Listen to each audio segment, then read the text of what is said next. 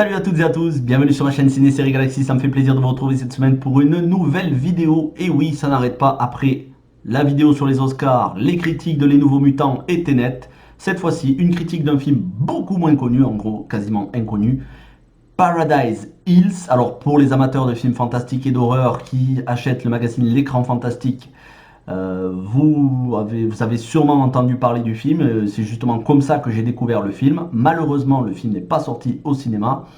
Il n'est même pas, alors à ma connaissance, il n'est pas sur Netflix ou Amazon Prime, j'aimerais bien. Moi, j'ai dû le voir en streaming parce que, bon, il est disponible sur les plateformes de téléchargement, mais pas légal.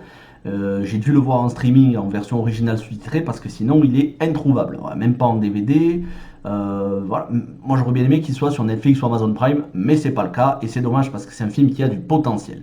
Alors, Paradise Hills, qu'est-ce que c'est? C'est un film déjà qui a un gros casting, je vais vous en parler, mais c'est un film à la fois fantastique, horrifique, avec un vrai propos d'auteur, une réflexion sur un certain sujet dont je vais vous parler. C'est un film espagnol, mais avec un casting américain, donc on pourrait dire que c'est un film américain, même si la réalisatrice est espagnole, Alice Waddington, donc vous voyez, c'est pas un nom espagnol. En tout cas, il y a un casting quasi exclusivement féminin, et c'est franchement de toute beauté. Alors les actrices, bien évidemment, Mila Jovovich, je ne la présente plus, vous savez que c'est mon actrice préférée, ma chouchoute parmi les chouchoutes, une actrice que j'adore. Je suis inconditionnel, j'ai vu toute sa filmographie, je ne tarirai jamais d'éloges sur Mila Jovovich, dont j'adore la saga Resident Evil. Ensuite, on a Awkwafina, qu'on a pu voir, donc actrice asiatique qu'on a pu voir dans notamment Ocean's 8 avec Sandra Bullock, Jumanji Next Level, Crazy Rich Asians, la comédie, comment s'appelle ça? Comédie romantique. Très bonne comédie romantique d'ailleurs, je l'ai vu, je me suis régalé. Et un film récemment où elle a été nommée, je ne sais plus si c'est aux Golden Globes ou aux Oscars, un film avec un casting asiatique, je ne me souviens plus le nom, mais pour le coup un film de réflexion. Une très bonne actrice elle aussi. Et le rôle principal est tenu par Emma Roberts. Donc les fans d'horreur et de fantastique connaissent Emma Roberts pour bien évidemment American Horror Story. La série American Horror Story qui va bientôt entamer sa 10e saison, je crois. On a fait la 9, ou alors la 9 et on a fini la 8. Mais bon, comme je suis pas trop la série, en tout cas, on a pu la voir dans des films au cinéma comme Nerve avec Dave Franco ou très récemment The Hunt, dont j'ai fait la critique, un film production de Jason Blum.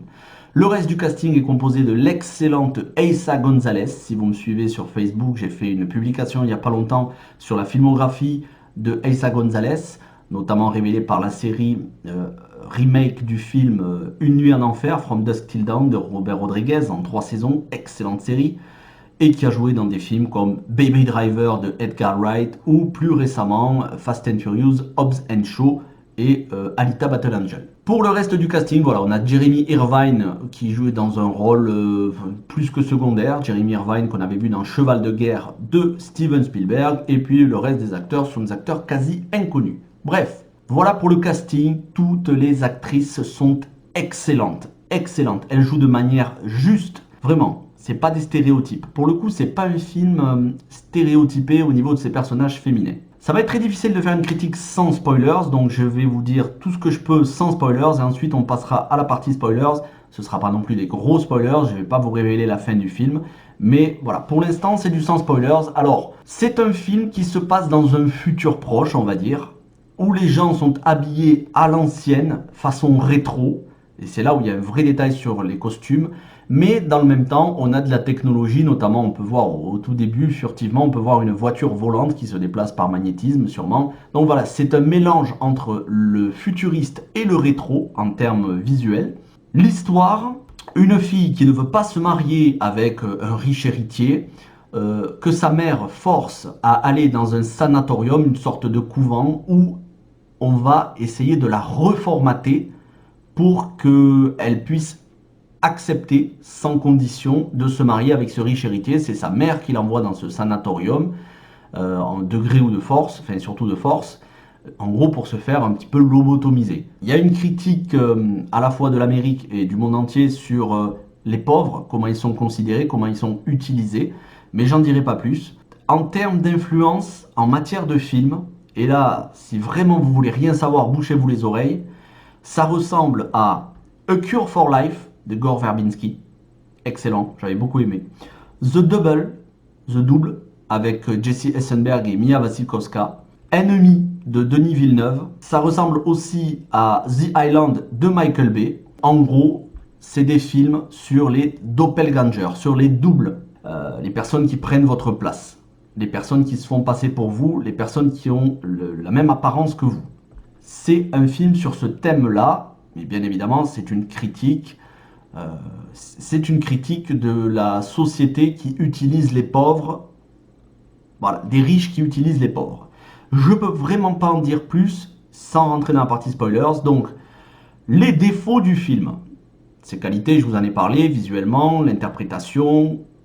Les défauts du film, bien que ce soit très intéressant dans son propos, et bien que la deuxième partie du film, c'est-à-dire en gros la dernière demi-heure, soit passionnante parce qu'il y a des révélations, il y a des rebondissements, une fin à laquelle on ne s'attend pas forcément, c'est un film qui souffre du défaut qu'ont les films d'auteurs qui veulent avoir un message et qui en même temps sont des films de genre, c'est-à-dire qu'il y a des longueurs. Et donc les 40 premières minutes, il y a des longueurs, il faut être patient, ça décolle voilà, à peu près à la moitié du film et là ça devient très intéressant.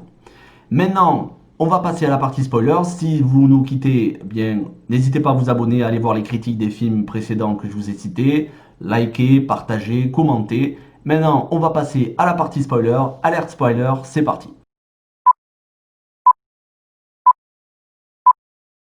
Dans les spoilers, ce que je vais vous dire, sans vous parler de la fin du film, Milla Jovovich est une sorte de sorcière, une sorte de femme plante, en gros une plante qui prend une apparence humaine et qui se nourrit, en gros qui mange ses filles, qui les dévore, qui tue ses filles et qui remplace ses filles par des immigrés pauvres venant d'autres pays qui ont besoin d'un travail, à qui on va refaire par chirurgie esthétique le visage pour ressembler à ces filles-là et qui ensuite vont regagner leur famille croyant que c'est les mêmes, sauf qu'en fait, c'est des doubles. Comme ça, c'est un business pour cette espèce de sanatorium dirigé par Milla Jovovich, c'est un business, ils font de l'argent. Et pour les familles, elles voient revenir les membres de leur famille, les filles, dociles et qui ne posent aucun problème. Voilà.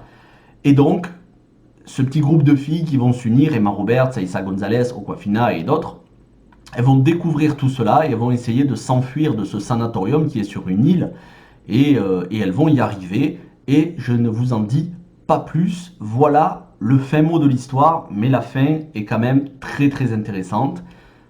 Encore une fois, j'espère que vous vous renseignerez, que vous regarderez ce film parce qu'il vaut le coup. C'est un film, certes, où on sent qu'il n'y a pas un énorme budget, mais qui est propre, qui est classe, qui est soigné. J'ai passé un très bon moment. C'est pas un film qui restera dans les mémoires, mais si vous aimez le casting, que ce soit Milla Jovovich, Emma Roberts ou tout simplement les films d'auteurs de genre, je vous le conseille fortement. Merci à tous d'avoir regardé cette vidéo en entier. Je vous souhaite une très bonne semaine, une bonne journée. On se retrouve très bientôt pour de nouvelles vidéos. Ciao tout le monde.